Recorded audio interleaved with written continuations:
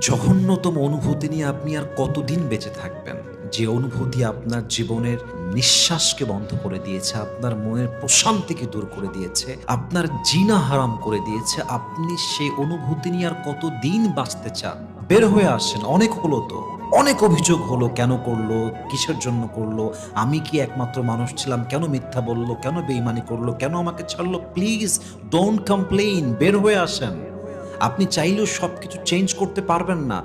যতক্ষণ পর্যন্ত আপনি আপনার নিজেকে জঘন্যতম অনুভূতির থেকে বের করে না নিয়ে আসবেন, পৃথিবীর কেউ নেই যে আপনাকে বের করে নিয়ে আসবে। আপনাকেই বের হতে হবে। अगर आपको छोड़ना है तो छोड़ दो, अगर आपको कुछ चेंज करना है तो चेंज कर दो, लेकिन इस झूठे एहसास से निकलना ज़रूर है।